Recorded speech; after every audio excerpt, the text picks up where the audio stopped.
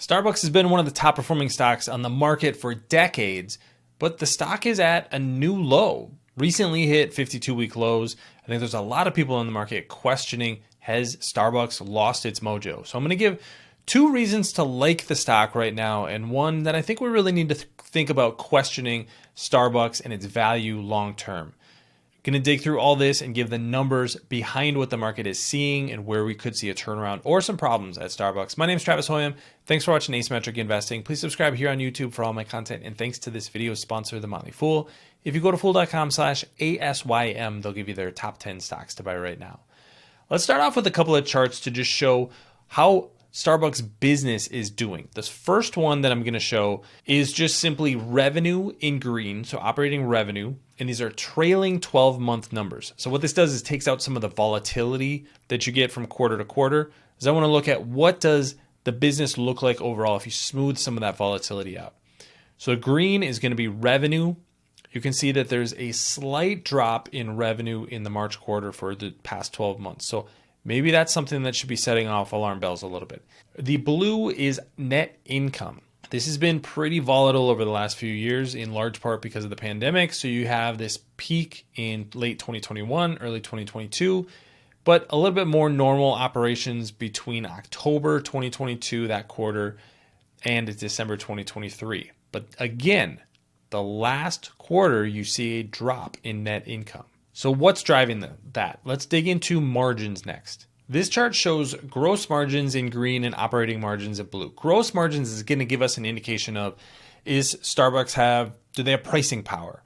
Are they controlling the cost of their inputs? Are they seeing higher commodity costs take out some of the margin that they have, or the profitability that they have in the business? So this is going to be a little bit volatile over time, but the trend that you're actually seeing is down. And I think that's a little bit shocking when you look at Starbucks.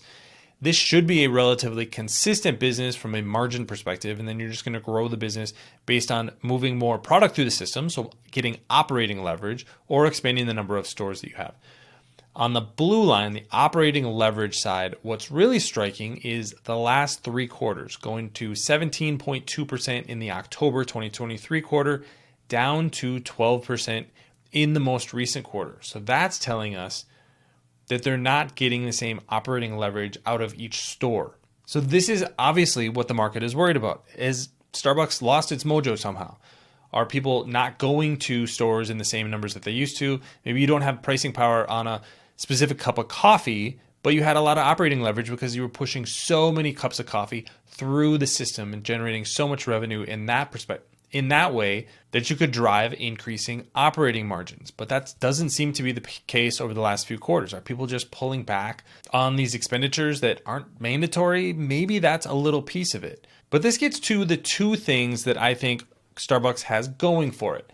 One, it has been through this before. It has been through challenging periods and turnarounds, basically reinventing itself before. And so if any company is going to be able to figure out how to make its way through any sort of challenging period, it's going to be a company like Starbucks. Institutionally, I think they're built to do that, change the way that they think a little bit. It's also habit-forming product. Just going to Starbucks on a regular basis is something that a lot of people do. So maybe there's changes that have happened at the store with the way that pickup or drive up has worked.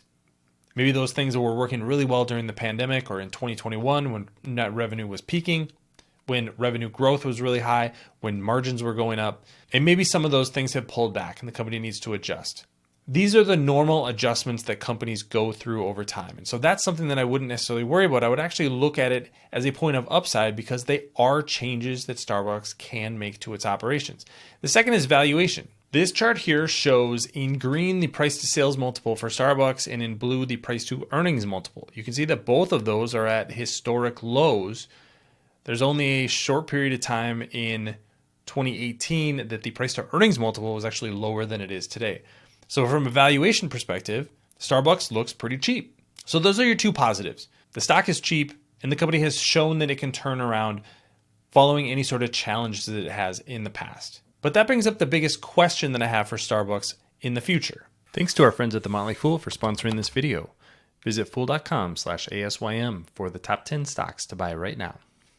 The question we need to ask about Starbucks is whether or not something has fundamentally changed about the business and what people want from something like a cup of coffee.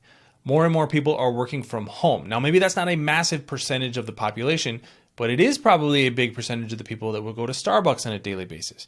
Going to Starbucks, whether it was drive-through, going to pick up a cup of coffee in the store, was just part of your daily routine of going into the office. Well, now if you're working from home, maybe that's not part of your routine. Maybe you're having that cup of coffee at home. Maybe you're going to a more local store. So does the infrastructure not match what was needed before the pandemic and the way that people are now working? The second thing to think about is the digital nature of all of these companies now. You've probably seen this too, but if you go to a Starbucks today, people are ordering online and there's just 30 cups of coffee sitting out on the counter. You know that some people are just grabbing a random cup of coffee and walking out the door. The experience has just fundamentally changed. And this is where I really don't know how the company is going to handle that. Do you move everything to drive-through? Do you have to make that pickup process full of friction where you have to actually talk to somebody and say, hey, this is my cup of coffee. Can you please hand it to me behind the counter? The way that I've seen a lot of people describe this recently is Starbucks losing its place as the third place. This was really the thing that Starbucks was built on. You had home, you had the office, and then you had Starbucks. It's just kind of a place you could go to meet somebody, a comfortable place to go have a cup of coffee. Has the company lost that in its focus on efficiency and doing things like drive-through, growing into retail stores like Target? Is there something that has fundamentally changed about what we want from a company like Starbucks from what we were doing 5 or 10 years ago? That's, I think, still an outstanding question. But the reason that this is a challenge for Starbucks is if the answer is we still want Starbucks in our lives, consumers still want to have Starbucks, maybe they just want a little less. They want a different form factor. They're not going to be going to a Starbucks every single day. They're going to go once a week now. That means that Starbucks doesn't necessarily need as many stores. I talked about revenue growth earlier, and you're going to grow revenue in 2 ways. You're going to expand the number of stores, and you're going to expand the throughput of each given store.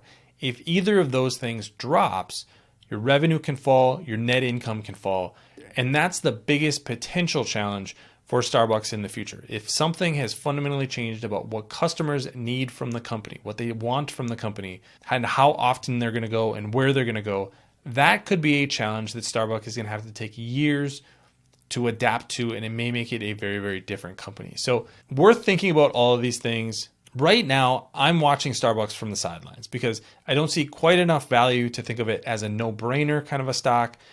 And I don't see quite enough of a clear prospect to what the solutions are to get back to revenue and net income growth in based on what we normally expect from Starbucks.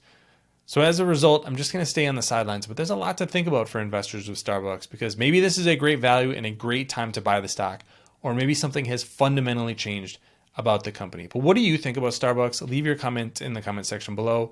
Don't forget to subscribe to Asymmetric Investing. Thanks for watching, everybody. See you here next time.